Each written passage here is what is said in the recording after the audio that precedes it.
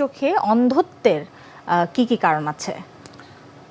আমি প্রথমে একটু বলি যে চোখ হচ্ছে মানবদেহের সবচেয়ে মূল্যবান একটি অঙ্গ।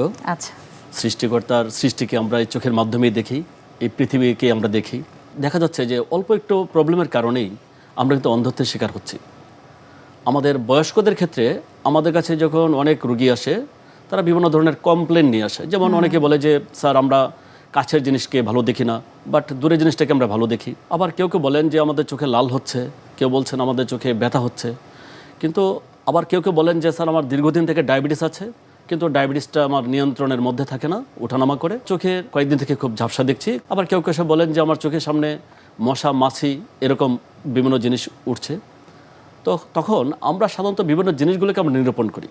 যেমন আমরা বিভিন্ন ক্যাটাগরিতে ভাগ করি। যদি দেখি একজন মানুষের বয়স 40-এর উপরে হচ্ছে, তখন দেখা যায় তিনি এটাকে বলে আপনার প্রেসবায়োপিয়া। দূরের জিনিসটা উনি ভালো দেখতে পাচ্ছেন, বাট কাছের জিনিসটা কিন্তু তিনি ভালো দেখতে পান না। তখন তাকে সাধারণত আমরা একটা রিডিং গ্লাস দিই, উনি ভালো দেখেন।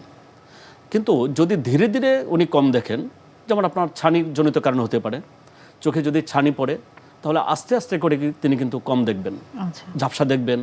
এবং একসময় দেখা যাচ্ছে যে চশমা দিয়ে সেটা উন্নতি হয় না, তখন আমাদের কাছে আসেন, আমরা তখন তার অপারেশন করতে বাধ্য হই।